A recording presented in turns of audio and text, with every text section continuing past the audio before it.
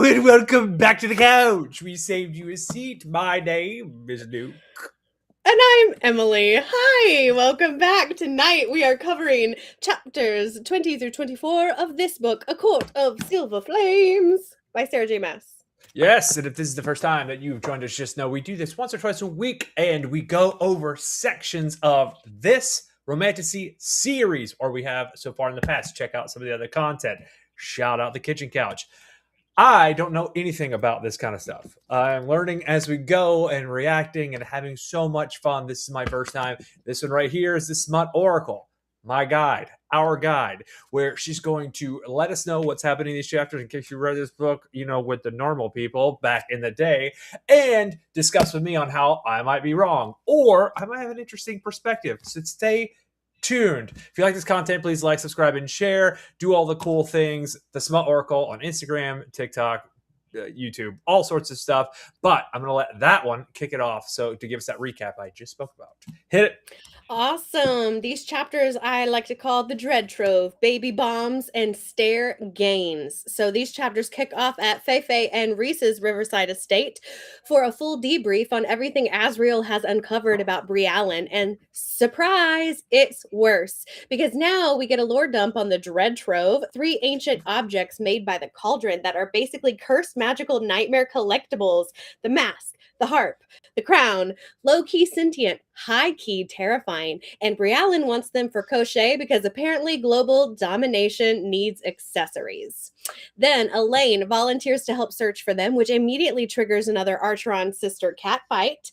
Nesta asks why Feyre can't just do it herself, and Feyre drops the bombshell. She is pregnant, which suddenly explains why Rhys has been acting suspiciously intense and vaguely feral this entire book. Very dangerous. But sir, could you, I don't know, maybe communicate? Anyway, Feyre can't risk it. Nesta has to scry again to help locate the trove, which is a very secret operation. So naturally, it means the next day, Nesta immediately asks Gwen if she knows anything about the Dread Trove. Operational security, never heard of her. But before that, Cassian comes to Nesta's room that night with unfinished business. And reader, he absolutely settles it. The next morning, after watching Cassian and Azriel train like absolute overachieving war machines, Nesta gets inspired during another emotionally abusive descent of the House of Wind stairs, where she finally makes it to 2,000. Good for her, honestly. I couldn't do it. She decides on a new plan to recruit the priestesses. She starts awkwardly practicing punches and kicks in the library like a feral baby deer trying CrossFit for the first time. Clotho is understandably like, absolutely not, and calls Cassian in to stop whatever this thing is. Instead, Nesta turns it into a live-action demo of what training with the general actually looks like, and finally, someone signs up for her classes. Sweet baby Gwen, friendship, violence, progress. So these chapters are evil magical artifacts entering the group chat, Feyre dropping the pregnancy bomb, Cassian handling very important personal business, Nesta slowly conquering the stairs, and Gwen officially joining what is absolutely becoming a deeply unhinged girl gang. And I'm here for it. So Luke, are you ready? Yeah, no one comes to the kitchen couch for the food. So are we running the train on Nesta? Is that what's going to happen later? Like, you can't forecast that shit. What you mean, running the train on Nesta? What you mean? What you mean? What? I'm unfamiliar with that phrase. What are you talking about? Nesta was talking Eiffel Tower while she was talking to some of the priesties. Oh my god, I know, right? Oh, listen, man. we both know that when you are on stage, for example, you can't brandish a gun. You gotta fire it if you do, right? Because the threat's not real. Okay, right? You can't say that in a book and not be like, are we hanging out with multiple suitors? I gotta tell you, my immediate thought went to many places. First, Azriel, Moore, Nesta, Cassian, same bedroom, same time. Then I realized we're gonna protect Moore's sexuality, and that's probably not going to happen. So, and Moore and Nesta don't really get along, so I don't think that is going to be a pairing. Apparently, they're two baddies who are not very friendly. So, and then the chat went to Elaine, and I was like, ew. Ew. Ew. Ew. Ew. There's There's just stuff that I mean, Feyre maybe, but ew. No. Ew. Yeah. What? Anyway. Family members? No. Ew. Get out of here with that. Ew. Nah. Ew. Get out of there. Get out of here with that. But you can stay a while for the Eiffel Tower. Yeah. Vive la France. Viva, hey, Vive la France. Hey, when in Rome. You know, like, you know. I mean, So- and like so- she drops the truth bomb that's like, oh yeah, we've done that. Like, don't worry, this is not her first rodeo. I did love that she was like, not her first trip to France. She immediately said, Elaine would never like me to hear that. I mean, it's not my first time, but she'd not like to hear that either. Especially not Cassian and Azriel. I mean, no, she's like, but different. Don't worry, like I've done it, but like I've not done it with them. And something tells me that would be a different experience. And like, babe, we all know we're all there with you. Like, yes, that would be a very different experience. Yeah, you get folded like a towel. Buddy. What are you laughing at? You're folded like a towel comment. She's getting folded like a towel. Like, girl, I mean, you're not wrong. You're not wrong. No, I know. But bless. I mean, it's definitely quite it's an image that was not unwelcome. No. Okay. It was not unwelcome. I don't even like that kind of thing. But yeah, I was like, yeah. Listen, I'm coming to find out that Nesta's got a lot of dude thoughts. Yeah, she's kind of more of a dude mentality for sure. She got dude mentality. She got dude thoughts. The way she does combat, the way she's kind of conniving. We find out a little later. She's like cunning. What's the word for clever? Clever. She's clever. Because cunning and clever are the same thing, but cunning is negative and clever is positive in a lot of ways, right? I don't know. I think they're both fine, but I tried to use cunning once in a resume. It didn't fly. They were like, "Don't use that word," and I was like, "Okay." Yeah, not recently. It was like 15 years ago. I was like, "I'm pretty cunning." Yeah, but still, it's like, don't say that about yourself. That's weird. maybe it's just because that word is like old school. Be like, he's quite the gentleman. I'm from Western North Carolina. They still use the word fellas. My dad still says fellas. I mean, fellas is dope. That's a dope saying. Listen, shout out Hank if he's still in the chat. No, he's gone. Oh, the Eiffel Tower was cool. What is a clever little saying that Cassian says to Azriel as he's leaving their little like buddy trove? He says something like really clever. It's like, don't wait up, chaperone. Oh yeah. Because he's about to swagger downstairs and put some moves on her. Okay, yeah. we got Bree in the chat over here, and she says, I hated Nesta in the other books, but when I read Silver Flames, I fell in love with her. Well, I'm gonna be honest with you, Bree. I am not a Nesta girly. I am not a fan of Nesta. Right. But this is only my second reread. Or my first reread, second time reading it. I was not a fan of Nesta the whole time. But the first time I read this book was during a really unfair time of my life where I was really busy and stressed and doing other things. So this is probably the first fair shot I'm giving Nesta. And Bree says, I related to her so much. Me too, which is also why I think I kind of don't like her.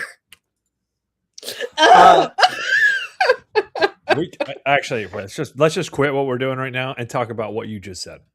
You relate to Nesta? No, sir. No, well, let's go ahead and talk about it. Let's go ahead and talk about it. You relate to Nesta? No, we're not doing that. We're not unpacking that. That's not okay. A few times. We get maybe the most heartfelt moment in all of the series in these chapters too, and it's really quiet and it's an intimate moment. And it's something I said in book 3, maybe in book 2, but I think book 3, where I was like, duh, she hates herself. And this is where she finally admits it. She finally admits it to the audience that she hates herself, that for letting down everybody. I would go as far as to say she feels like it's her fault. Her dad's dead. It's her fault that Elaine is ever in danger. It's her fault that old girl Feyre is in the space she is because she doesn't think Feyre is in a place where she could be, which is where Feyre wants to be. And she might even blame herself for her own mother's death, which we haven't even come to that yet. So, like, if that's not the case, that's not the case. But regardless. Yep. Regardless. Bree says that she needs to reread them. She's going to try to get her boyfriend to listen to the audiobooks, which, if you don't know about graphic audio, check out graphic audio. It could be a good thing or it could be bad. They do multicast and sound effects and things like that, including kind of the sexy noises. So depends on how you feel about that. Yeah, but give it a crack. See what you think. Bree, I got to tell you, the doing these reviews as someone who doesn't read often and then doesn't read these kinds of books, doing these reviews has helped me out socially in a pretty positive way. An increase in capability by 20%, I would say, and I mean that with women. I mean that with women very well. So you're welcome. You're welcome. Have your boyfriend read it. Maybe she doesn't want her boyfriend to read it now.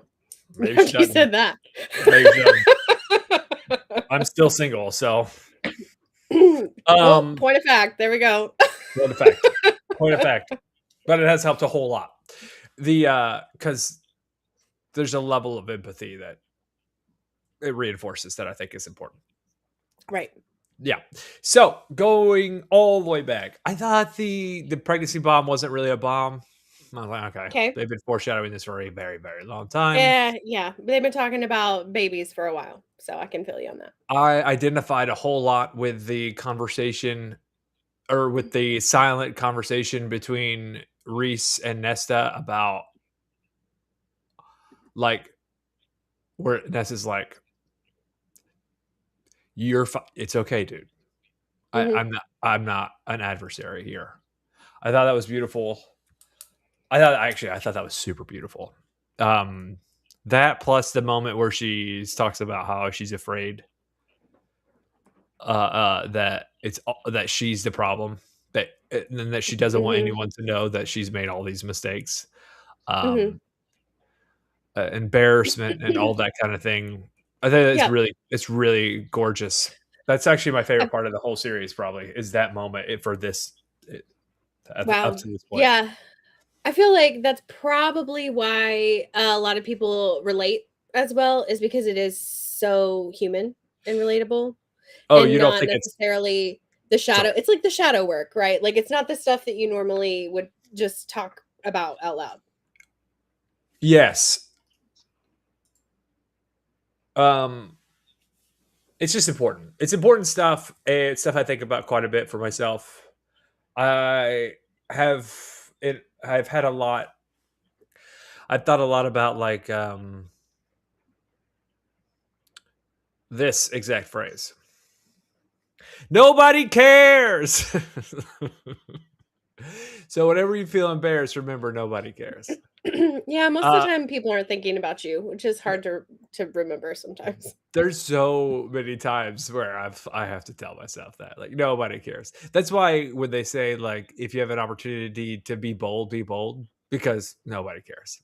You're the only one who cares. Just don't drink Diet Coke. That's not bold. That's sad. Whoa, what was that face? You like Diet Coke? There's nothing better than a really crispy Diet Coke, like in a can. I didn't know this about you. Hey, we're gonna quit the stream. Turn off TikTok. Hey, Jessica, we're quitting the stream. Jessica hasn't made it on the show in a while. I'm glad she's here. She's still working for you. She's still in the corner. She was suspended. Did she quit after you told her to pipe down so many times? No, she was talking back, and I said, "Hey, you're done. You're suspended. I need you to come back whenever you feel like it, because there is things you need to do." She has better penmanship than me, obviously. So okay. I'm glad that you keep around for her penmanship. So, was that like all of your overarching thoughts? Do you want to hop into the deep dive? Or was there anything else? No, let's deep dive. I think we're in good shape. So we head to the house, and that's when we find out all the shit that's going down because Azriel has been off, and then he comes back, and they're like, "Hey, Az, what do you know?" And he's like, "Well, that be Briallyn is going a little cray cray. It's so much so that all the other queens have left her.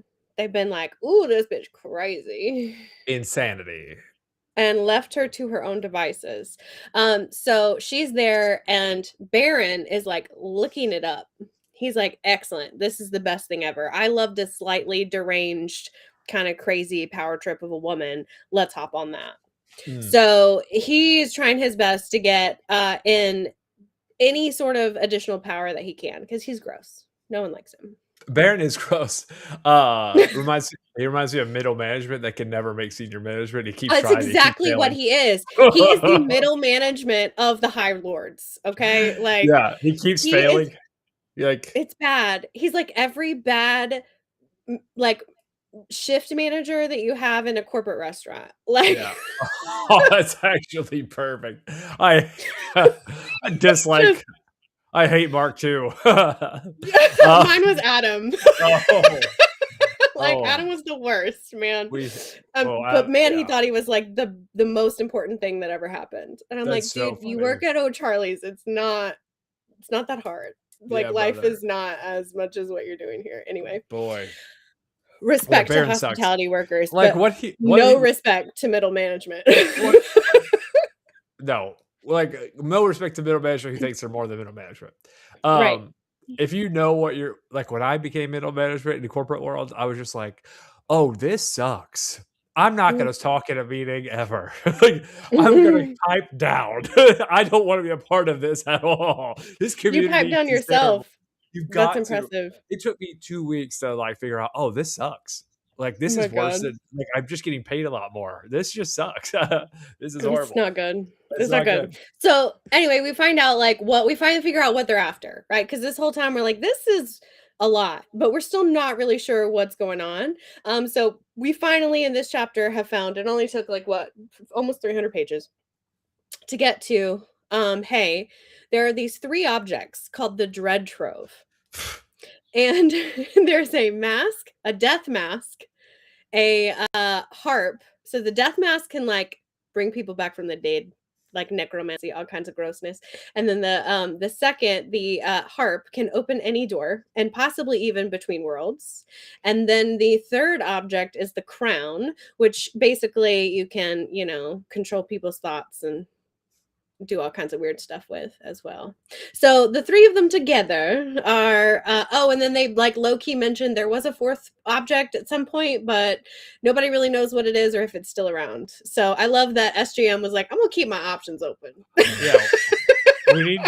We need something in Reese's pocket for whenever he's talking to somebody. He's got to touch his thing, and I mean the item, not his penis. I mean, you did say reach in his pocket. It was there. So I did. You really set yourself up for that one. I was on plans.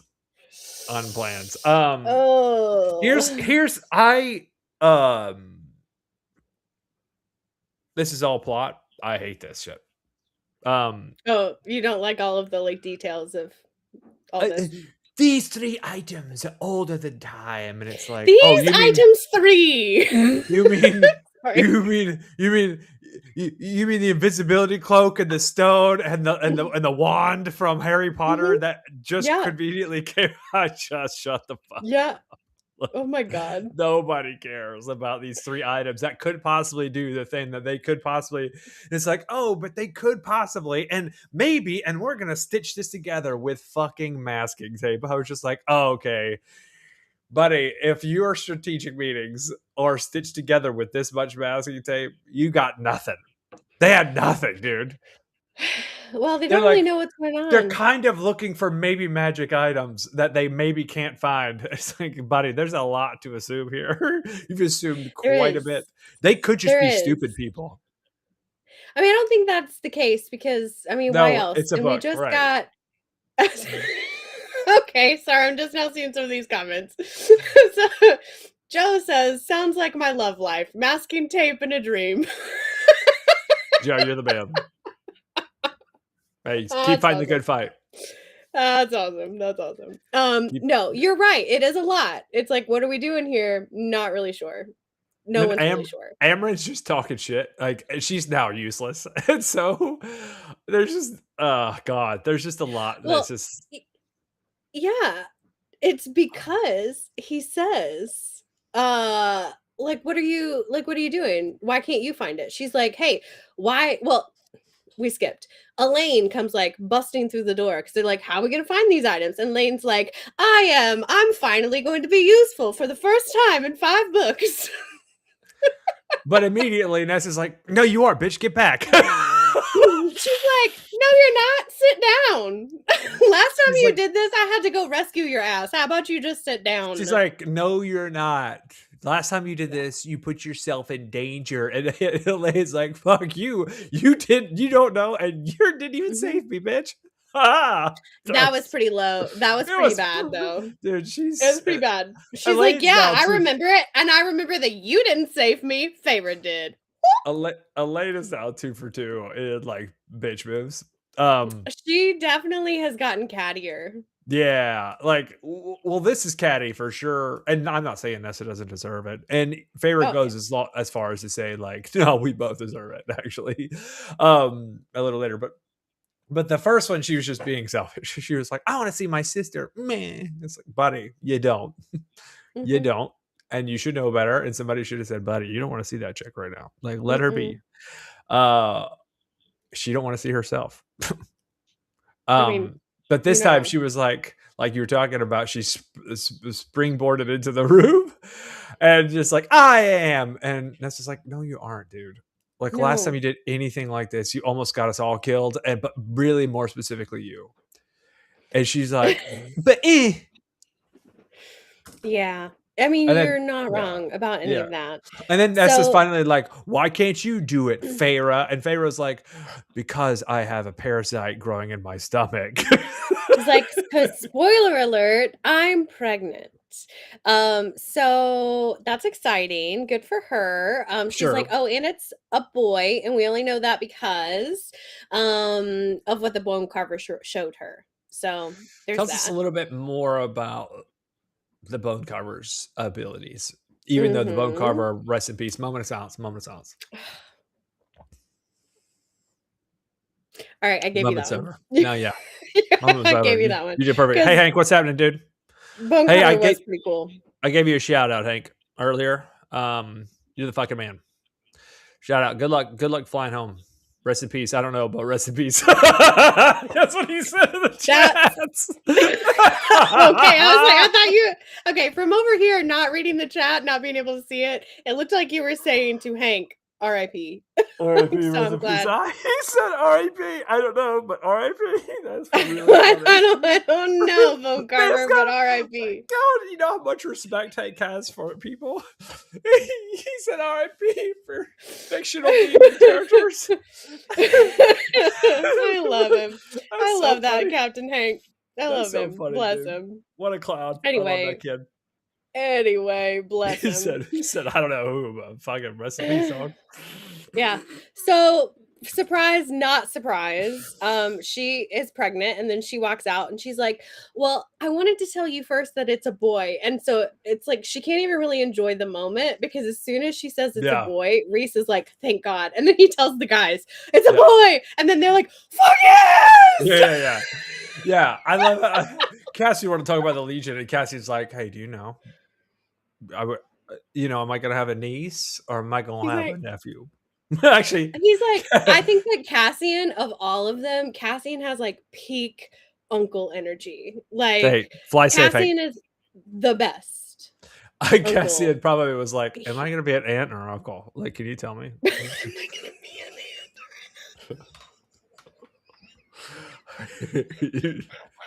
aunt? You know that. You know that's how that went down.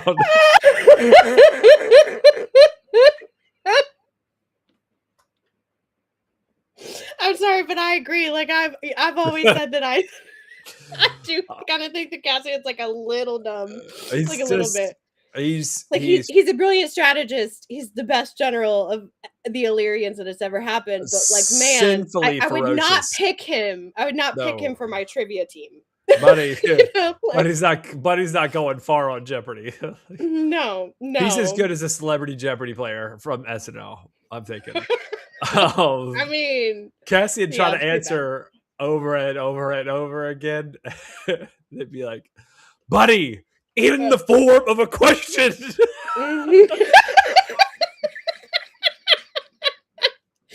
Because he's just so excited. He's like a little puppy. He'd be like, "Oh, I know that one." Like, balloons in the form of a question, and it was wrong. Oh my god! So Bree in the chat says that he reminds me of Joey from Friends. Yeah, and so that joke, I agree. that aunt and uncle joke is a Joey joke, by the way, from Friends. Yeah, it was from Friends. I saw it.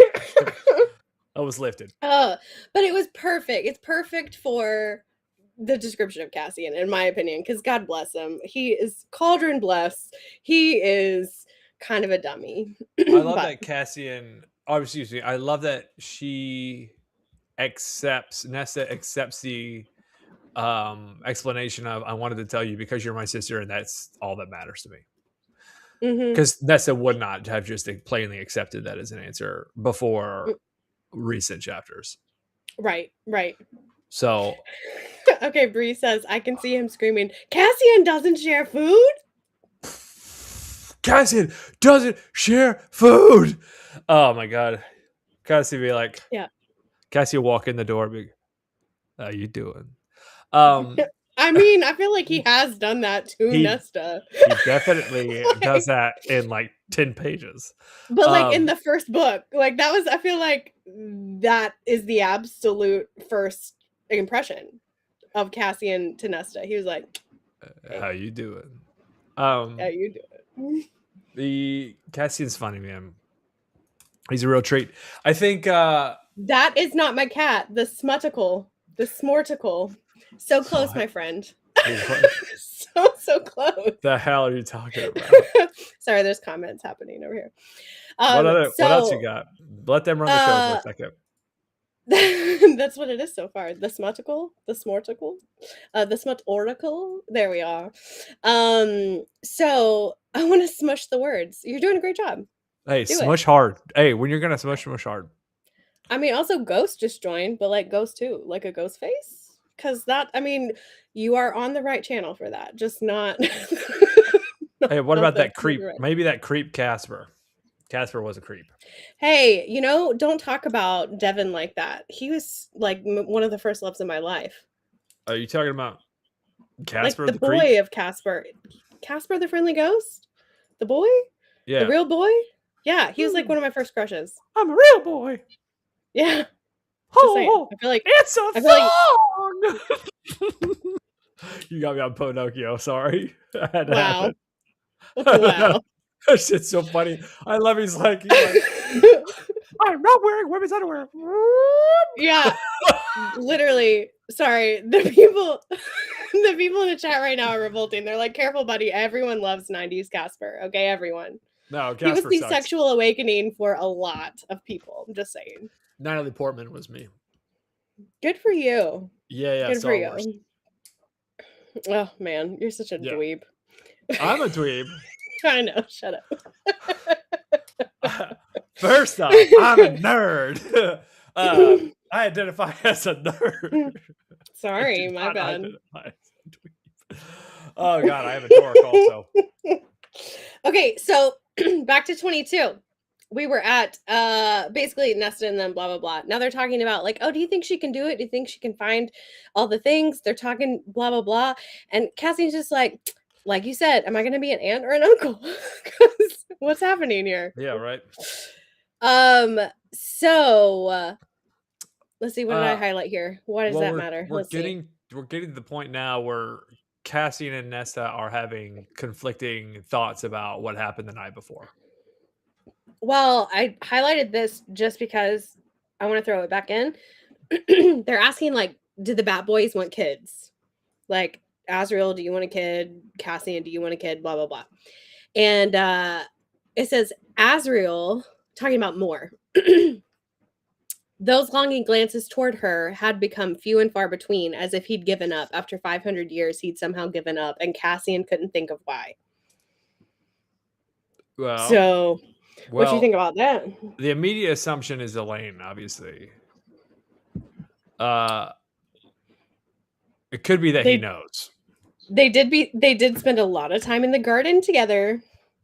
It could be that he knows. Like Azriel found out about Mm-hmm. the All the scissoring. ladies. He is a spy. Yep. He was like, more. You smell different. That's true. That's true. Yeah, And yeah. also the shield. Okay, let's just backtrack a second to talk about the shield that they just kept talking about for no reason, which is why, I in my opinion, it was like, so of course she's pregnant. We already know this. that's a Reese character flaw I hate How overprotective he is of everyone. and how he doesn't like communicate. Oh, don't worry. It gets worse. Yeah, like punch him in the face right now. Don't worry. It gets worse. But full disclosure, I get it. Mhm. I just don't like it. So Yeah. I understand it. I do. Understand it. Don't like it.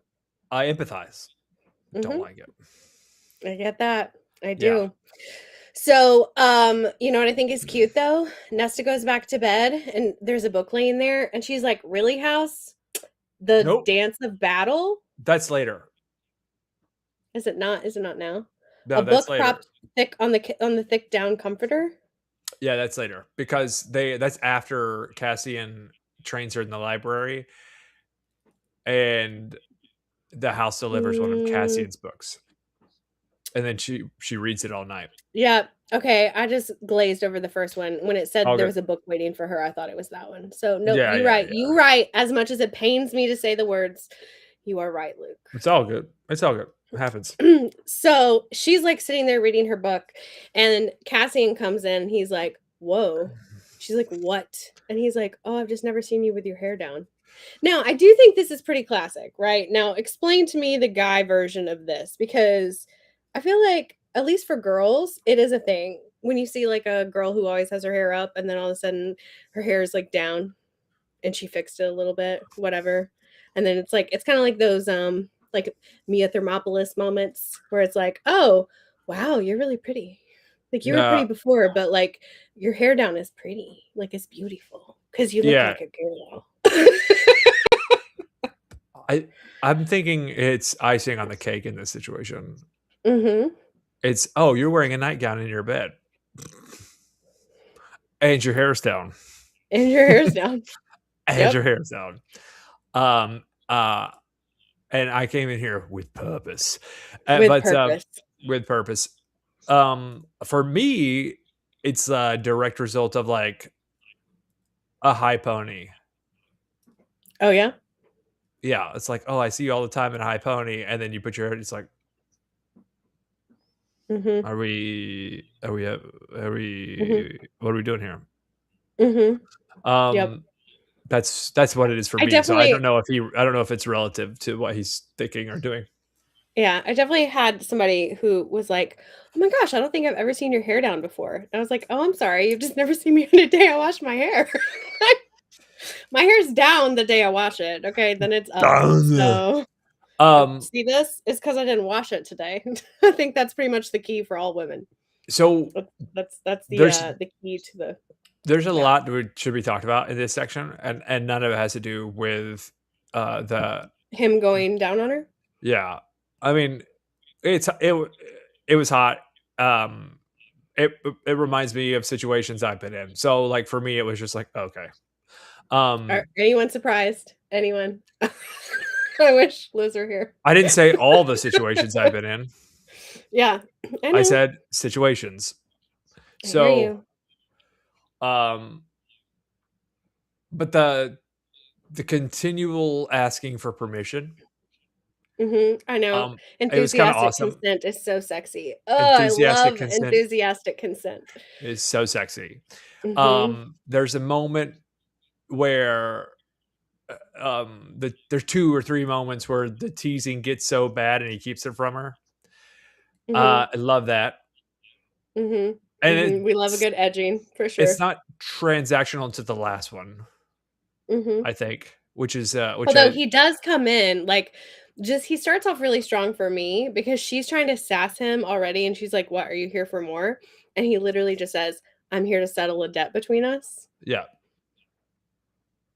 And it Okay. essentially it reflects the way that she addresses other people.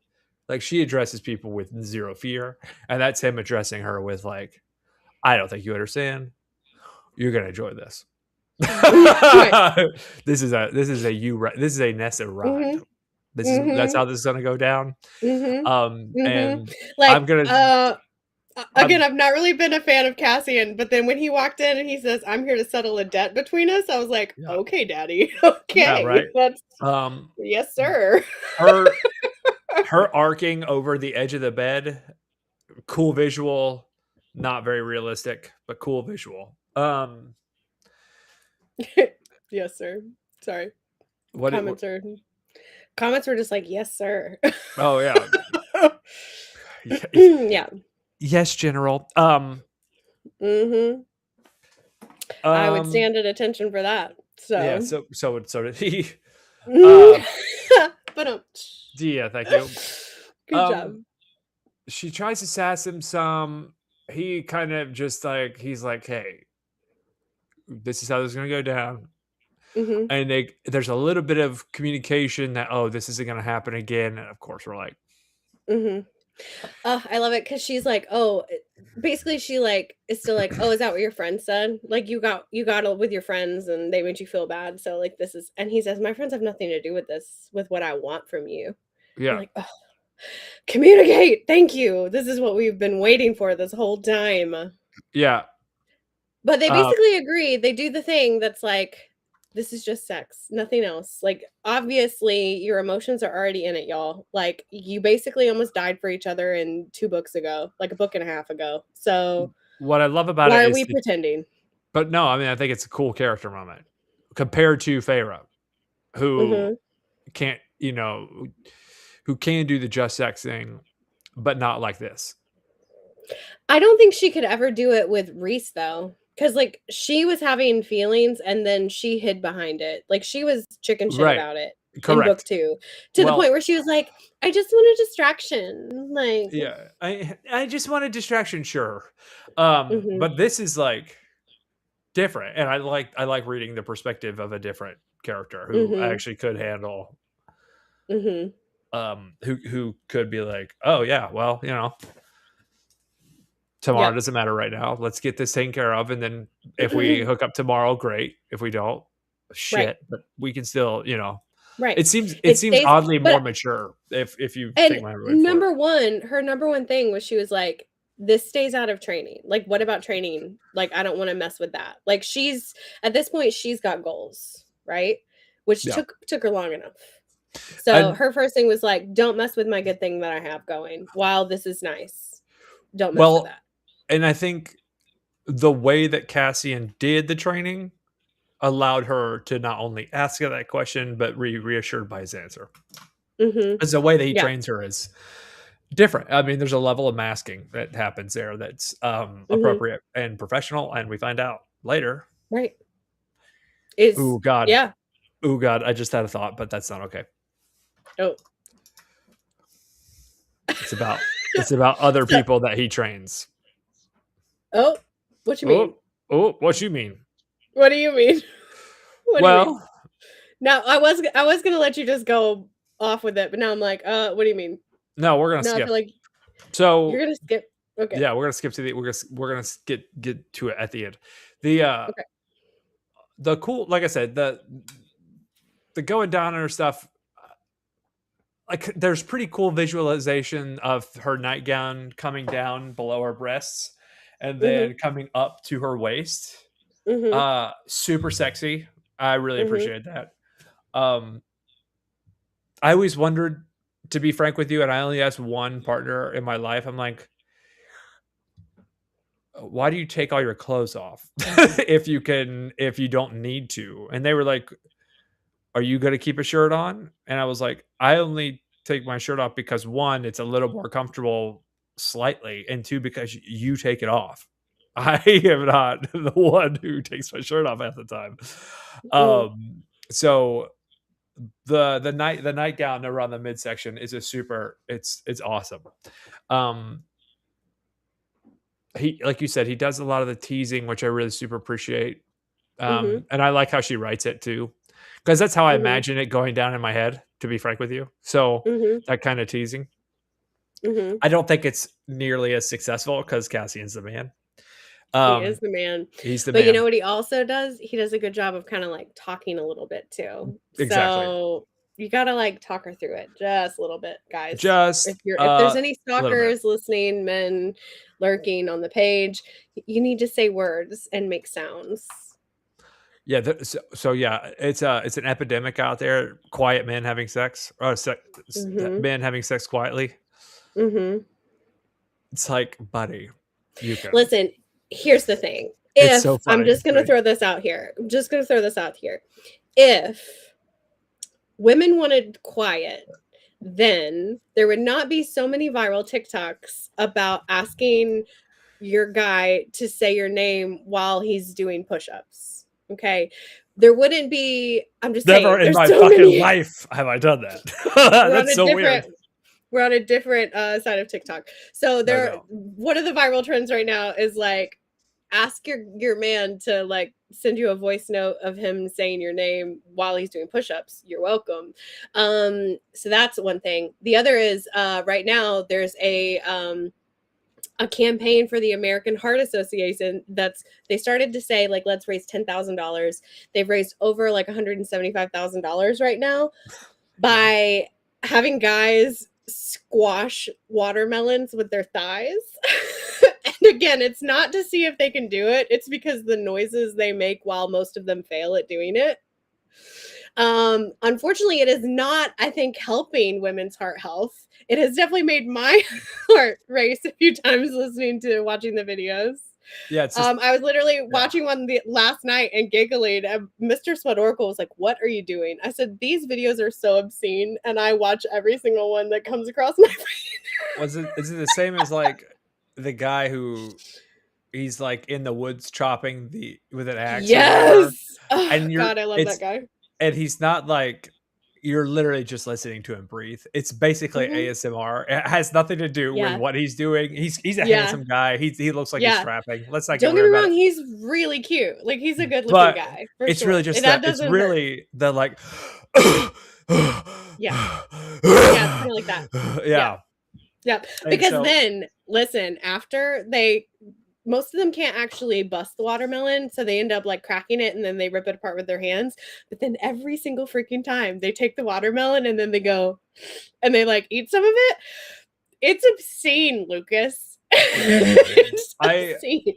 The scene in Captain America, in Ultron, in Age of Ultron, where they're cutting the wood and Captain America pulls the log apart with his bare hands. I could hear the water turn on in the theater. I was like, ladies, are you okay? Is there water running? It's pretty bad. Is there water running? It's pretty bad. So, that's the same one where he grabs the helicopter, right? And then like the vein in his bicep. No, is that that's different? A different one. That's a different one. It's Captain America Winter Soldier. But okay. Well, both of those, well done, Chris Evans. Well good job, dude. So skipping forward, they had this scene, this really kind of hot, like 3.5 page scene. And then she's exhausted and just running on empty. Still wants a little bit more. I wouldn't say she's running empty. She's blissed out. But good then she comes to and she's like reaching for what she's ready for, and he's like, "We're even now." Yeah, we're good. This is the kind of energy that I was talking about in the last group, where I was just like, "Why is he so weird? He doesn't need to be weird. Like, this thing happened. Whatever. It's cool. She did it. Good for her. Like, let's move forward." And so thankfully, like, Sarah J. Maas knows better than I do, and wrote something that was a little bit more fun. Yes. Okay, good. I know. Okay, good. I was wondering how you were going to feel about this because it's a little spicier. It's still like not the levels of spice that will eventually get cooked up to, but it is a little spicier. London bridging, a little more explicit. Not quite. Those are Eiffel Towering, and we're not doing that in this book, unfortunately. Yet. Man, fingers crossed her book sticks and stuff. But yeah, it's for sure in the realm. So while I didn't love the other part, it's like, okay, you followed through, whatever. And he leaves, and she's left like, oh, we might have something here. This might work. And that's the most, that kind of energy is actually the best part. Oh, and then we might have something here. The next sentence of the first sentence of chapter 23. Watching Nesta climax had been as close to a religious experience as Cassian had ever had. Buddy, it's awesome when that happens, by the way. I'm just saying. It's like one of my favorite things. It's like he was like good job, Cassian. I think so, but he's also like, hell yeah. Like she we did that together, and that was fucking awesome. Only pure will and pride. I do like the next pure will and pride, because he was like, I almost just sitting there just came my britches. So I love the breakfast the next morning. They're like, won't they talk about it? And Azriel's all like keen to everything, and Azriel's like, whatever. He's like, you guys are fucking gross. I can smell you both. Yeah. Like, don't be weird. Oh, there's not. And they go to the circle, and actually they go to the circle first, and then Cassian looks at Nesta, and Nesta's all straight face and shit, and he's like, oh, she's cool. Okay, cool. She's cool. And then out walks Azriel, and he's like, fuck. And then Azriel's like, so you guys seem energetic. He's like, what y'all been up to? Hey. Yeah. It's like, it reminds me of Leslie. Oh, what's his name? He rest in peace. Where he says, what y'all doing? Screwing? So I love that. I love like the house is tattletaling on Cassian to Azriel, kind of. That's what it feels like. But then Nesta begins, and when she said it, it felt like she was fulfilling a personal dream of hers, when she was like, why don't you fight so I can see how this works? Right. And then she starts fantasizing about the two of them together. Like when I read her say that, I thought, oh, this is just not in the previous books where she's already fantasized about this. Yeah. Like it's like the Ryan Gosling SNL, like, now kiss. Yeah. She's like, why don't you fight so I can just watch you and imagine you wrestling somebody else, maybe me in the middle of it. And they're so accustomed to it that they're like, oh, okay. Except for Azriel's like, buddy. Yeah, like, Cassian's like, okay. No, Cassian's like, okay, this is a good like exhibition. We'll go at it full speed, and then we'll break it down for you.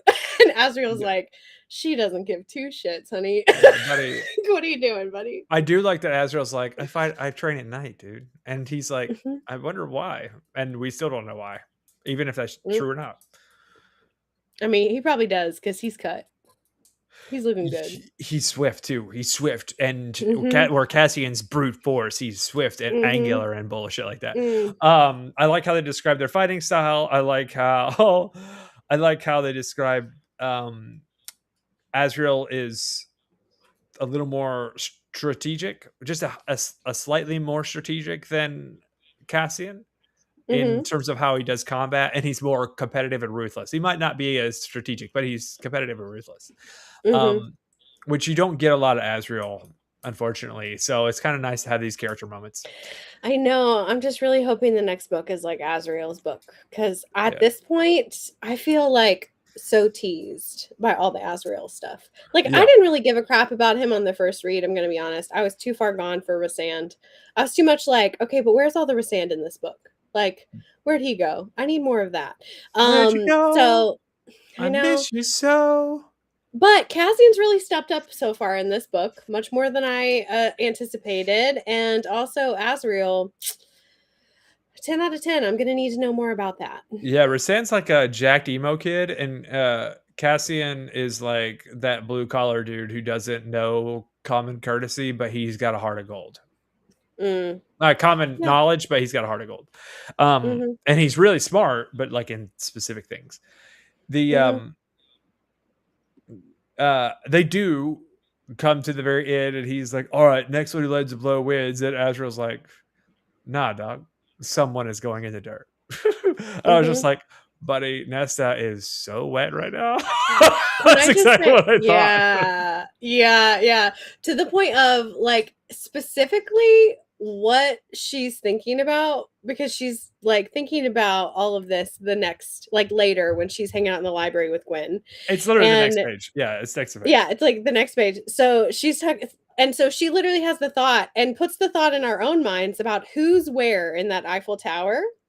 And I do think that it's funny that Azriel is coming up from behind, because we all know that he has the biggest wingspan. So We do.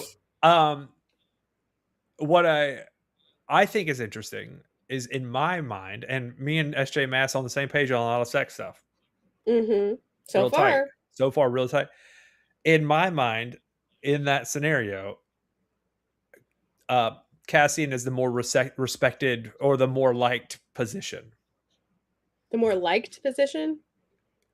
In terms of like, oh, if I had to be more romantic with a singular person, it would be the Cassian's position and not the person I can't really see. I get that. Yeah. And so like when I was thinking, I was like, yeah, because if it was the other way around, if she had this like daydream the other way around, it would be awkward, wouldn't it? I mean, well, I guess it would be depends. like But it I would get be what you're saying, awkward because like you if have like feelings for Cassian, so if you we're would want to shipping, have Cassian in the line of vision. yeah, if we're Yeah. shipping Cassian and her, it's like, oh, and then the Shadow Singer just shows up behind. The Cassie's like, "What are you doing here?" And Az was like, "I'm here to finish the fight." So she's talking to her girl Gwen. 10 out of 10. She talks to her girl Gwen. She asks, oh, well, they talk's trying to reconnect. I don't know why. Weird. Oh no. Anyway, and then she's like, "Hey, by the way, do you know anything about these?" Oh, go ahead. Yeah, no, but it's like literally, they're like, okay, this is super secret. We got to like figure this out. We don't want anybody to jump on it, because it'd be really bad if anybody, did this first. And she's like, right, no problem. And then she says immediately, hey, Gwen, you ever heard about this thing called the Dread Trove? And all I want to say about this is girl shit right here. Okay, this is girl shit. That's girl shit. I was thinking the same thing. Don't tell anyone. Cool. I'm gonna tell my bestie. Like, I'm sorry, but like, I won't tell anyone except my best friend. Okay. Yeah. There's a good chance That's that girl shit. Gwen doesn't even know it. Gwen hates her sand. She doesn't even know she hates her sand. Only because Nesta hates her sand. No, I'm kidding, kind of. I mean, a good girlfriend to be like, oh, we don't like her. Heard. We don't like her. Got it. We don't like. Yeah. I mean, I'll be honest with you. My best friends, if they're like, yeah, I don't like that guy or I don't like that girl, I'd be like, done. I don't like them either. They're like, what do you mean? I'm like, oh no, I just don't. Yeah. I don't need to tolerate them in my presence ever. I'm not going to do that. No. No. Just I'm just saying, like, you tell me there's going to be like two humans that know, okay? My husband. Because he's a little bit like a girl. He loves tea. Mr. Smut Oracle loves tea. Okay. Hey, super secret time. All men worth their weight in salt in terms of marriage or boyfriends love the tea. Oh, really? Okay, good to know. Every single no. Every girl I've ever met and their boyfriend, like they sit on their couch and he just loves listening to her talk like tea. Now it's got to be good. It can't be bullshit tea. She can't be dragging stories along. It has to be good shit. Good shit. But guys will say they don't like that drama and bullshit. Guys love that shit. They love listening to their girlfriends' bullshit. Anyway. Well, Mr. Smut Oracle loves tea. So if I know, Mr. Smut Oracle is going to know. And also probably Liz is going to know as well. Just hey, y'all know all y'all. know all about what's happening with me and the specific ladies in my life, and I gotta tell you, Mhm. it's fun. Mhm. Sometimes it's really sad. Sometimes it's good to just have the girlies, right? Like it's just part of Yeah, it. yeah, it's good to know. Um, anyway, so she talks to Gwen about these super secret, the Horcruxes or whatever, and The Dread Trove for sure. Yep. Mhm. whatever. They're just magic items that they have in a fantasy world that, Yeah. there's is this a crown? I'm gonna call it a crown. That's all I could think about was the King of Hybrid saying that out loud. Is this a crown? I'm gonna call it a crown. You're not wrong. That's pretty No, good. That's pretty yeah, good. yeah. I mean, Man. they You are know, basically the Deathly Hallows. These are the Deathly I Hallows. do not miss the King of Hybern. I don't, but I do miss your impression of the King of Hybern. I Oh gotta yeah, just he's say, so funny. I'm really sad that we haven't really yet met a like enemy in this book thus far because your villain takes are the best. They're the So best. One of my favorite all time villain lines is the Emperor from Star Wars, and he's like, oh, oh, oh, you want this, don't you? The hate is. Anyway, it's great. He's just talking shit to Luke Skywalker the entire time. Like people in the 70s didn't think that he was talking shit, and I'm like, he's talking shit to Luke Skywalker right now. yeah, He's like, yeah. you like your father are now.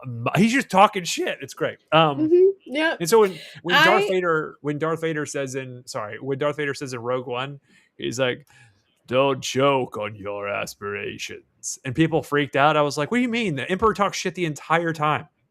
yeah. Why would Darth Vader not talk shit? What are we doing?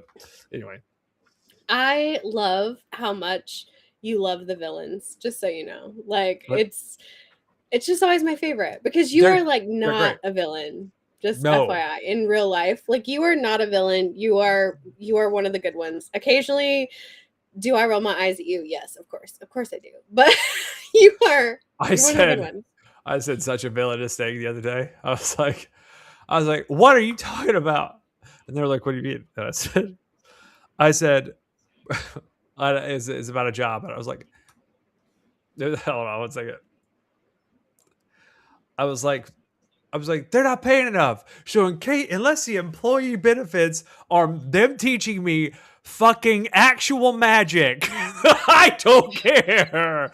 I need to be able to levitate something in this span of 2 weeks. I swear to God, I need to be able to shoot laser beams from my hands. You gotta pay me, son. Like I was like, yeah, but maybe the benefits. I was like, stop pouring sugar on shit. It's still shit. I was on one, dude. Oh my god, I fucking I love love it. villains. I love it. I Anywho, love it. anywho, So the we treasure find out troves, and yeah, so we find out that they don't know anything about it. She's like, but we do have a lovely card catalog system. She's like, but it's on level 7 though, and we don't like to go down there. Remember, it's dark and scary. buddy, Mm. everything that Gwen says from now on, I'm thinking, you a freak. And so that's all I'm thinking about. You a freak in the sheets, Gwen. So she's like, but why aren't you coming to train? Because Do you like know you're what my we're finding out? bestie. We're finding out that right after fighting comes fucking. Hmm. So yeah, come to I training, mean, dude. yeah. She's like, so why don't you come to training? She says, I can't. I'm just not a warrior. And she's like, bullshit. You are like the cattiest girl in this library. Yeah, you're actually Like, cool. like you're cool, and I don't hang out with losers. So why don't you just come to training? So Yeah, but that's the part that I then do identify with but then Nesta, though. Gwen gets kind of, yeah, me too. Gwen gets kind of, she gets kind of like, I don't want, but I'm scared to go outside. Like she has that one little moment about being scared to go outside. Hmm. I like this point in the chapters because we're jumping like full days. Because I'll tell Hmm. you, I had an ACL tear 4.5 weeks ago. We know this, Hmm. almost 5 weeks now, and like at this point, they feel like weeks have passed. Like it feels Hmm. like it wasn't yesterday when it feels like 2 months, 3 months ago when I tore my ACL. You know what I mean? So like Mhm. I kind of enjoy this like, oh, we're in Bye. repetition. Go ahead. Bye, Bree. Sorry, Bree's got to peace out. She says she'll see us tomorrow. Me, because she's coming to my book club, but she's got to get back to her book. So bye. Thank you. See you tomorrow. Night Bree. See ya.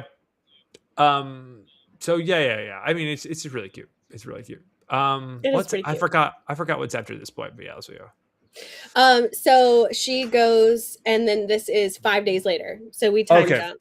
We time jump. Well, she goes down the stairs. She makes it to stair 2000, just like in the zone, like meditating, and she gets to like stair 2000, and then she's like, oh, by George, I've got it. I know what I'll do. So then we time jump 5 days later because Cassian shows up to the desk to see Clotho, and Clotho's like, fucking do something with that girl. Like, Yeah. she is doing all kinds of weird punches and kicks in this library. I love that, actually. I think it's fucking awesome. She's weirding everyone out. She's like, I told her 2 times not to do this. And like, she's I already still asked her doing twice, it. and she's still doing it. Can you please help Lord Cassian? Of course, Lord Cassian got a little hard. And he was like, not Lord, just Cassian. And she's like, for all the good you've done, it's deserving. And he got a little hard again. And then he walked down and he spotted her exactly where she was like practicing or whatever. And she dropped her elbow. And he was like, hey. He's like, this was so much like Dirty Dancing. Yes. Like, what are these spaghetti arms? Where's your frame? Like, it was very. He's like, very hey, you dropped your elbow, blah, blah, blah. And then she's like, just show me how right now. And he's like, okay, well, do this 1, 2, great. Okay, blah blah blah. Okay, now do the combination 1, 2, then 5, 4, 3, or 4, 5, 3, and then 1, 2 again. And then she does it a few times, and then he looks around and they're all staring. And then he looks back at her and she's kind of grinning. And then they all disappear. And he's like, oh, I got played like a bitch. Everyone got played by. And then he's like, bitch. oh, this was smart. Dang it. This was thoughtful. Dang it. This was a good idea. I hate that it wasn't mine. I hate that it wasn't mine. And so then he's like, can you not do that anymore? And she's like, oh yeah, no problem. And so she stops. But all of the other Who's and Whoville saw her get trained by, and it wasn't like, hey, this isn't a collision sport. It's a contact sport. So it's like, hey, he's not weird. Okay. Like, see, look how not weird he is. It's fine. It's not that it's not even not weird. It's not what you think. Right. Like, cause even when I think of combat sports, I'm thinking jujitsu. Like, I think I'm going to get turned into a pretzel. I'm not, seriously. Folded like a towel, turned into a pretzel. You are like into. Yeah. I love a little metaphor. I think about it a lot, and I've done some jujitsu before, or no, I was on my feet, so it can't have been jujitsu. But I've done some combat like training, not a lot. But and it's like I said, you see stuff at MMA or see people get their ass kicked on the street, and you think, oh, that's terrible. And it's like, no, most of it is combat deterrence. Like, you're there to train your strength and balance, speed, quickness, strength, capability. Just about everybody who's trained to fight will say, avoid fighting at all costs. Right. So I love that this happened, and I love that Nesta did it because it is conniving, and that's Nesta the witch. That's what she does. And then she notices no one signed up for the sign-up sheet. She's like, bugger. But she doesn't do it anymore. And then I can't remember what happens until the last section. There's like, that's when she goes back. She goes back to her room, and then the dance of battle is there. The book, and she's like, smells like Cassian. This is not what you normally leave me. Like, take it back and give me something better. And then the house is like, here's like 5 smutty books instead. Like, this was not me, dog. And she's like, oh. I love that the house is like bad AI for just one moment. Like, usually it's pretty good AI. It's like helping her like complete her life and do everything she needs. But this time the house is like I don't know what you're talking about, but I'm gonna guess. And then she's here's like monster Cassian porn. Here you go. Actually tentacles. Cassian actually left this here because it smells like Mm-hmm. him. Um, Mm-hmm. and it wasn't the house. It was Cassian walked in here and set this here. No. And so she reads it, even though it's not her bag. She's like, okay, I'll read it because it's his book. And then she gains respect for him because she's reading about basically the art of war is the book, right? Of Yeah. what they've given her. And she's reading and she's like, oh, there's a lot of thought that goes into this. And I kind of thought he was a dummy. And so Yeah, enemies closer or whatever. They talk about how you want to if there's a group, a united force against you, find a way to pin them against each other. There's she reflects on her mother, which I think is beautiful. Because earlier in this section they recount how there's no images of the mother or her on the walls. Right, again in the house. So it's cool that this happened here. And then after that, she goes back to the library, but also I feel like if Cassian were ever to walk in on her, like reading this book, he would literally just come in his pants. I figured he'd just leave her alone, walk out, and then come in his pants. In his pants, like yeah. I mean, I feel like he would just spontaneously combust because he already thinks she's super hot. And then for her to read something like that in bed, like with her hair down, I think that's literally like spank bank material for Cassian. I'm trying to think of a same scenario where that would happen for me. And I got nothing. I don't know. I can tell you what mine is, but well, I've got to give it more thought. You know, this is a complicated response. I'm trying to think of like, if I came home or came into or went into some, like, what would they be doing that was otherwise not sexual that would make me be like, oh fuck, immediate O face. I got nothing. Well, dude. I can tell you a story from real life if that's. I've shared a lot. Mr. Smut Oracle, the first time. So we were on our third date. Yes, we were on our third date. And we went to a mutual friend's engagement party. And there was it was a pretty good third date. And then there was a girl I went to high school with, and she was there with her two kids. One was an infant, one was like a 4-year-old. There was a pool there, so people were swimming. She was by herself, so she had to get in the pool with her 3-year-old. So which means someone's got to hold that baby. So I'm holding this baby, and I'm talking to Evan, or Mr. Smut Oracle. And holding the baby in one arm, and then we still talk, and then I switch to the next arm, and we're talking about some other stuff.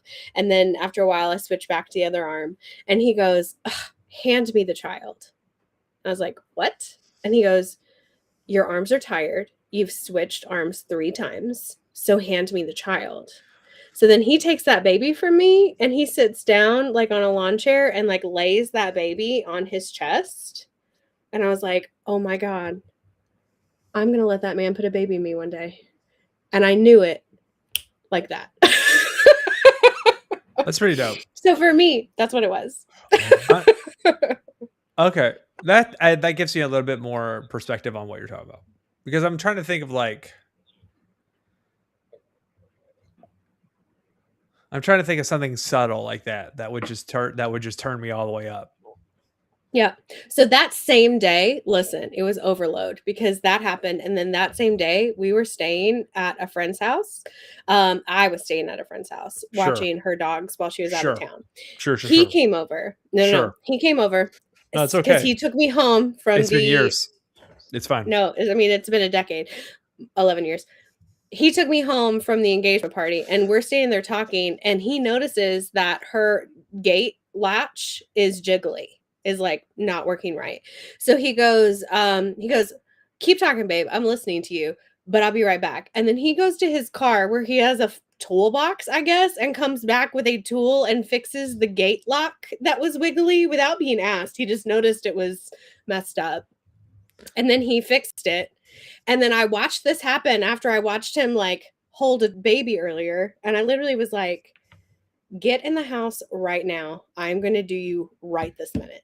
Yeah. That's a good moment. So I've seen. I'm glad that I finished that story right before Joe came back. Hi, I've Joe. seen Welcome back. I'm glad you missed that last story. there's a few like, yeah, Joe, you missed out. We talked. Oh, he says I came back in at a weird time. Dang it! Yeah. Honestly, it was really romantic, Joe. Sorry, dude. He said I heard get in this house. Right now, I'm gonna do you right now. That's what she I'm gonna said. do you right now. No, I Yeah, mean that was it's Mr. extremely Smut Oracle. Yeah. it's extremely romantic. I don't see anything wrong with that. There's nothing. That's actually kind of awesome. I mean, that should be applauded. And actually, you know what? Nice work by both parties. Thank you. Okay, so I've seen the like, oh, I'm gonna make you dinner, and then it was made in lingerie, and I didn't super appreciate that because I like helping a lot. And they're like, sit down, and I'm like, no, I want to help. This isn't for me. This is for you, and you think it's for me. Uh, Someone asked about like what's the same thing as flowers for men? Oh, right. Yeah. It's chocolate chip cookies. We just need to settle that debate today. It's chocolate chip cookies. It's not fucking banana bread, you clowns. It's nothing else. It's chocolate chip cookies. Okay. If you're allergic to anything in chocolate chip cookies, you don't deserve a girlfriend or a wife. Just be single for the rest of your life. You fucking loser. Okay, But Joe, since Joe, you are still here, what is the male equivalent to getting a man flowers? chocolate chip cookies, dude. We know this is the answer. Got to be soft on the inside and hard on the outside. With the correct like salt ratio. Yeah, actually, I like dark chocolate, but chocolate chip cookies covers a wider range of chocolate chip cookies, obviously. Okay, well, Joe says a 6-pack of a pale ale. I've had so much beer in my life. It's not that helpful. It's not that good. But I'm a social drinker, and so I get it though. I get it. But good to know. Good to know, Joe. If I ever need to get you some flowers, I'll just send you a 6-pack of pale ale instead. You done good, Joe. Here you go. Oh, you can give him Joe Zale's pale ale. Oh my goodness. He says perfecto. I'm trying to think. He's happy with that. I've given some pretty thoughtful gifts, but no one's ever been like doing something casually that got me like, oh, oh, you get me so much better than everyone else that I've ever met ever in my entire life. This is so wild. Never has that happened.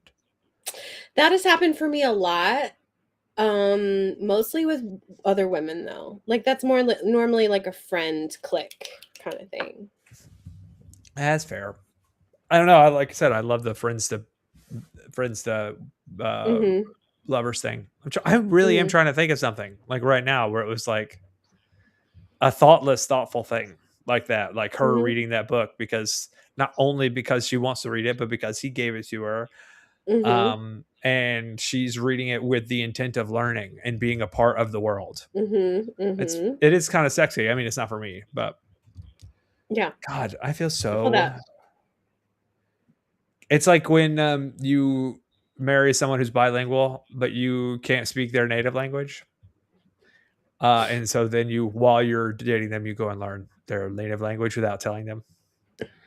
That's one of those Joe ones. says, oh my God, I cannot say that out loud. Okay, Joe says the best gift I got his wife was a candle that said, "Mom's last nerve. Oh, look, Dad set it on fire." And then he says, "She was ravenous after that." That's pretty good. That's pretty good. I planned a 4-stage birthday party one time. That was pretty cool. But that wasn't for me. I also gave. I guess I can say this. No.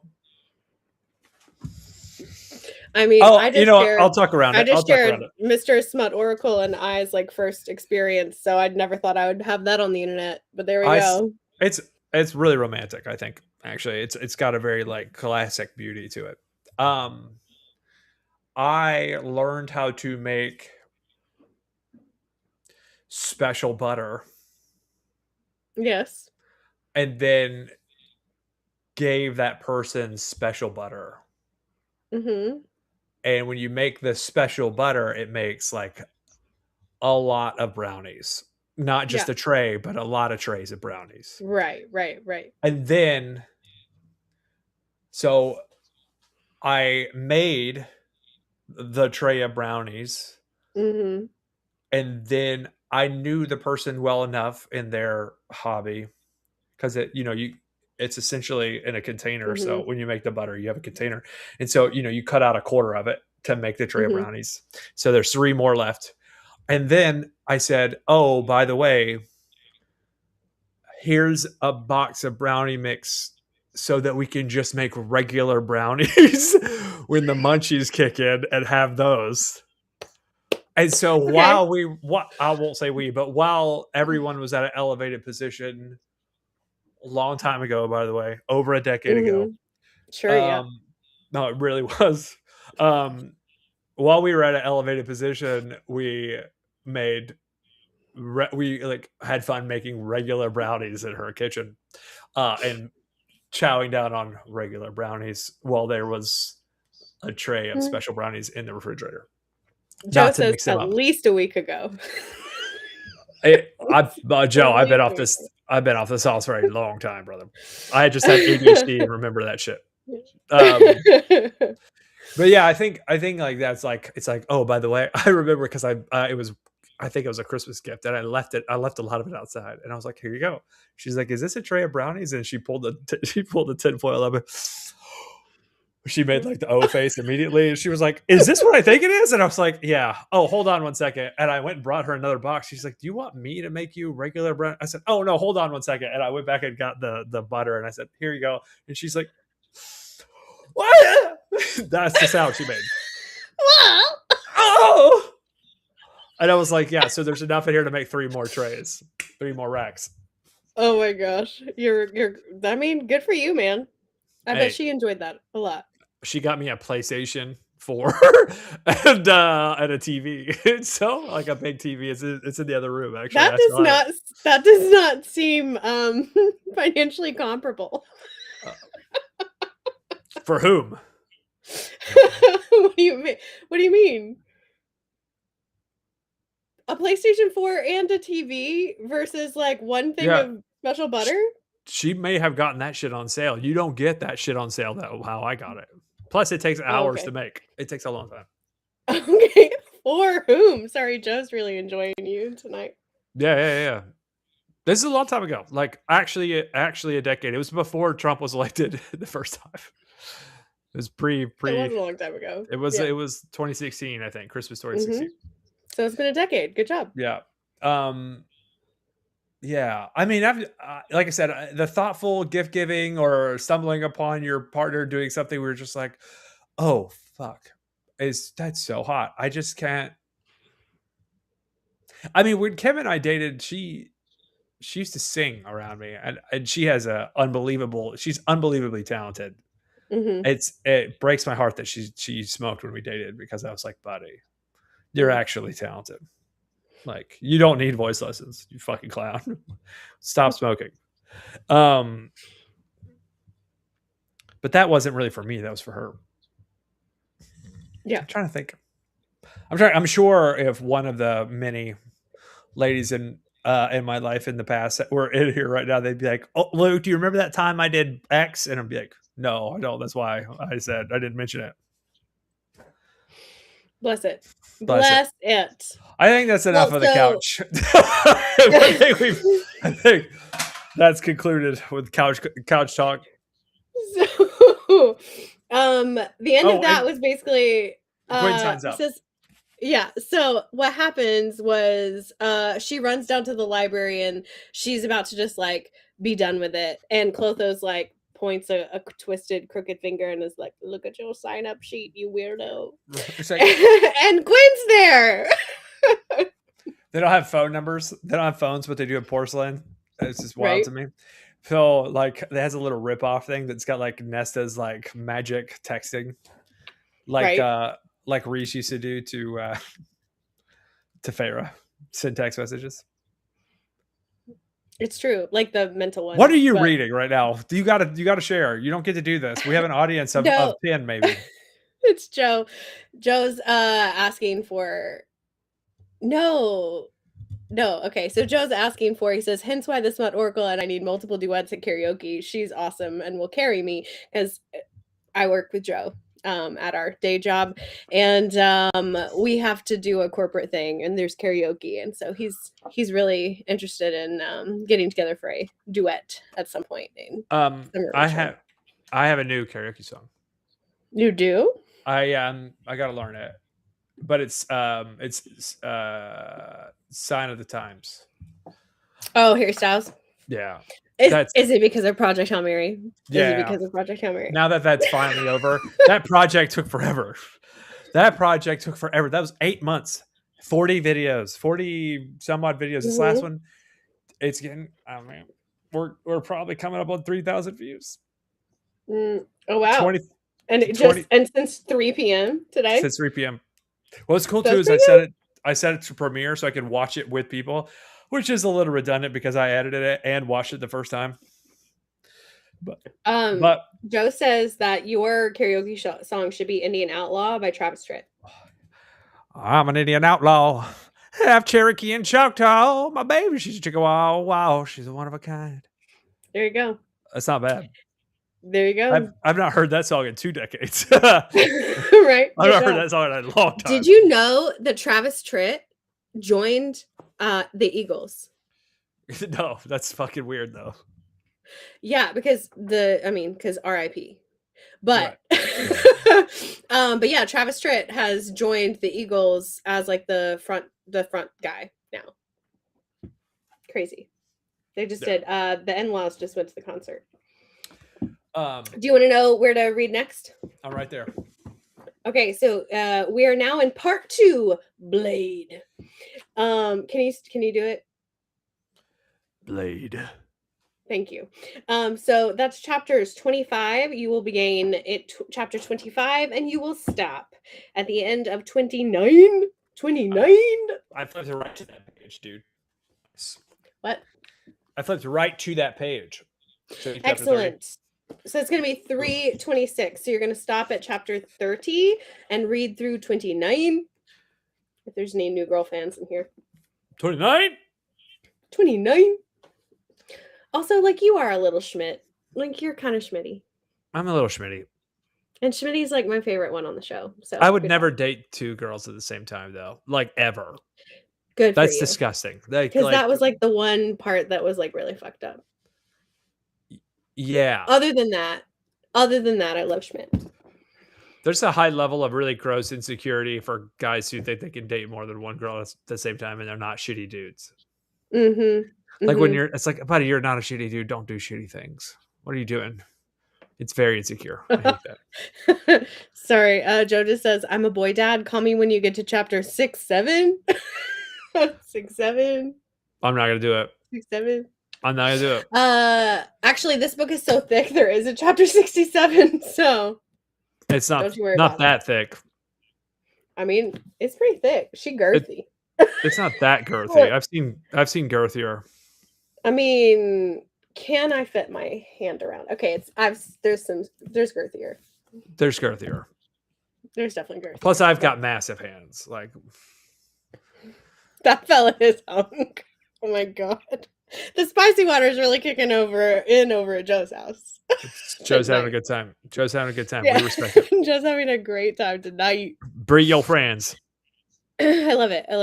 Okay, well, I don't have much time to kitchen couch because I have a lot going on and I have to go because book club. It's already 11:15. So, yep. If you can't stay long, don't stay here. Is that the phrase? I don't know. We love you. Thank you for staying. No. She looked like she smelled a fart there. She was like, is that methane? Is that methane gas? Excuse me. Wow. Oh my god. Do you want to hear a funny story really fast? Okay. Super quickly. What if I said no? What kind of terrible person am I? Yes, of course.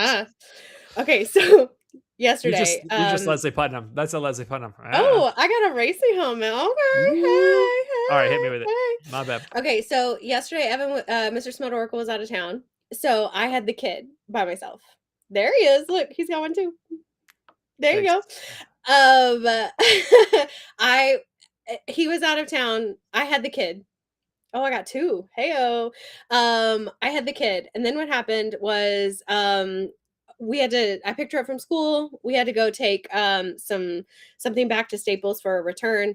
And then I was like, all right, well, let's just go out and get some like, do you want some chippies and cheese, some Mexican food, whatevs? And he's Ooh. like, yes. She says, yes, she's 4. Okay. She says, yes, I want chippies and cheese. I Yeah, said, we all cool. do.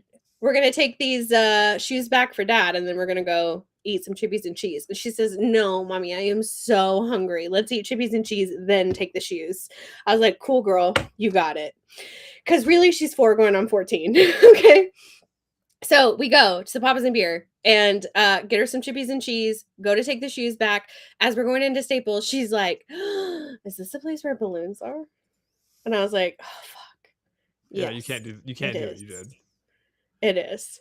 So she ends up getting a pack of balloons because honestly, I don't have the capacity to tell her no when her little like lip trembles and whatever. So she gets a little pack of balloons. I blow it up for her in the car. She says, Mom, what's inside this balloon? And I was like, it's just a sack of your mama's hot air. And she says, oh, that must be why it's so noisy. Oh yeah, kill your ass. Excuse me? Excuse me. Kill your Anyway, ass. we're standing there. We're standing there in Staples, and all of a sudden, she pops off a fart. Okay, Oh yeah, and hell yeah. it's rank. Okay, it's not good. And so I look at her and I was like, girlfriend. Like, first of all, I heard that. Okay, Yeah. we all heard that. So please no. And also, gross. Okay. Did she Ew. want to walk while she did it? Because that's like the best. No, she was just standing there. And then, so here's the thing about this kid. She will fart and then she will act like she didn't. Like, she will just be like, oh, you mean what? she's an adult? She's just like, I mean, and so I was like, Kitty, did you just fart? She's like, I don't know what you're talking about. What is fart? I don't know what you mean. So so that happens, and then I take her, and then guess what? Because I'm an awesome mom, and I was just like really going for mom of the year. After she completely destroyed me with a sick burn that she didn't even realize was a burn, No. I take this kid for ice cream. I'm like, sure, we'll have ice cream. And Yeah, as we're right. standing in line for ice cream, I look at her and I'm like, did you just fart again? She says no. I was like, all right, then we're going to the bathroom. She should not have trusted the fart. She did not. The reason why it was so bad is because she sharted right there in the middle of Staples. That's my girl. That's my I'm girl. like, girlfriend. Yeah. So we go to we're like in the ice cream place, and I have to just like throw her underwear away, and she's upset. Yeah, well, you shit yourself. You can't do that. I'm like, you can't do that. And she's on the way home. She goes, I really miss my panties. I was like, I'm sure you do. She goes, no, they had Olaf on them. She was so upset because they were her Olaf underwear. And she's like, no, I don't have Olaf underwear anymore. I was like, well, you have got to learn that when you need to go to the bathroom, you have to go to the bathroom, babe. And I don't know what to tell you. Yeah. I got to be frank with you. That has never in my life happened to me. You have never trusted a fart and not I have shouldn't never trusted it? in my life trusted a fart into that capacity. Come close. There was a few times where I was just like, oh, I should probably check. But never did anything happen. What do I have to be embarrassed about? Like, I checked. Now, oh my God. I have very recently, because of my knee injury, been trying to be thoughtful about how much I'm eating, and a fart woke me up the other night, which sucked. I was fuck. Help me. That's bad. That's bad, Luke. But it's rank down here. I'm a cellar dweller. It's shit. That's bad. It gets bad down here, dude. That is bad. That is not good. Thanks for sharing your shitty story. You're super welcome. You're Yeah. welcome for my shitty story. But also I just think it's a funny story about kids. And also I cannot believe she said that to me. And how does she know how she doesn't even know how funny she is yet. Yeah. Like she might get funnier. But She will get funnier. She's only 4. She doesn't even understand that she's funny yet. But you also like talk to her in such a way where she feels safe to act out, but not act out rude or Yeah. mean. Well, Like, the I problem got talked is to like an adult. So yeah, she's an only child, and we don't talk to her like she's a kid, so that's definitely part of it. it's like, honey, you can't fart like that. Like you can fart, but don't fart like that. No, Like, she has a vocabulary that's not okay. Like well, in a good way. Like for 4 years old. Like I was driving her to school the other day and she says, Mom, who's picking me up from school today? I said, that would be me. She said, good, good. I'm gonna need you to pick me up early today.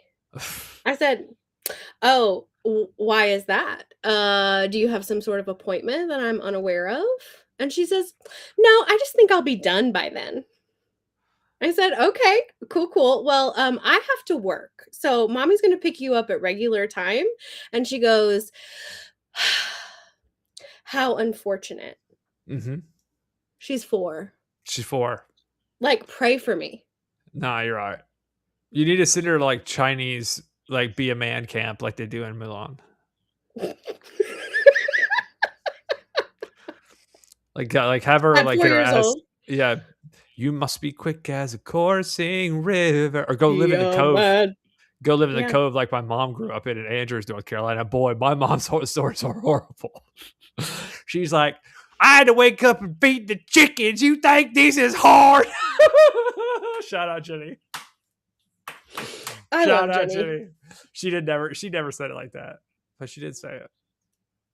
Oh my gosh. Okay, Joe says the window down and hung 2 middle fingers out the window at my sis on I-40. That's what Joe says. He's having a good time. Yeah. That's spicy water. But but for sure, I definitely have come. I feel like I've come close to situations. Now, there's been times where I was just like, Oh, like that was his 6-year-old. That makes more sense. Oh, that makes a lot more That sense. makes way more I sense. was moving past it a Thank little you bit. for clarifying, Joe. Thank you for clarifying.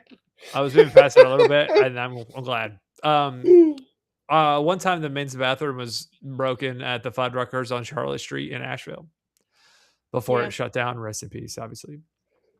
And I destroyed that women's bathroom, like nuclear blast. like they heard it from outside of the bathroom. They were like, "Son, are you okay? This is way too much. Way too much." Yeah. Yeah. All right, we got a few more chapters to read. Get together back on Monday, maybe. Yes. Monday. Okay, cool. We'll see I think that works people on Monday, and we'll get out of here. If you like this content, please like and subscribe, and tell us how we're doing. Throw us a comment, and until next time, later, taters. That sounds good. Bye.